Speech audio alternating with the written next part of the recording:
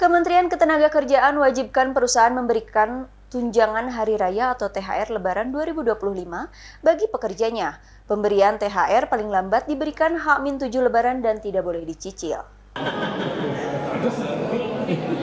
Kementerian Ketenagakerjaan resmi menerbitkan surat edaran tentang tunjangan hari raya atau THR keagamaan tahun 2025 bagi pekerja swasta, BUMN, hingga pekerja lepas dan ojek online. Dalam surat edaran ini, perusahaan diwajibkan memberikan THR secara penuh atau tidak dicicil.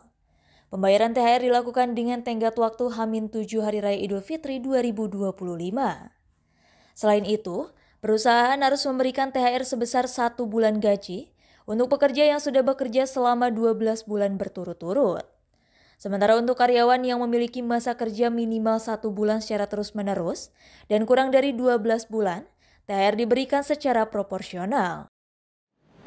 Bagi perusahaan yang dalam perjanjian kerja, dalam peraturan perusahaan atau perjanjian kerja bersama atau kebiasaan yang berlaku di perusahaan telah mengatur bahwa besaran THR lebih baik dari ketentuan perundang-undangan, maka THR yang dibayarkan kepada pekerja atau buruh di perusahaan dilaksanakan sesuai dengan PK, PP, PKB atau kebiasaan yang telah berlaku tersebut.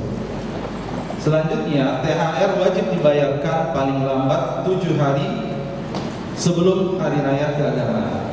THR harus dibayar penuh, tidak boleh dicicil, dan saya minta sekali lagi agar perusahaan memberikan perhatian terhadap ketentuan ini. Untuk memastikan kepatuhan, Kementerian Ketenagakerjaan telah menerbitkan surat edaran kepada seluruh gubernur di Indonesia. Hal ini agar aturan soal THR disosialisasikan hingga tingkat bupati dan wali kota di masing-masing daerah.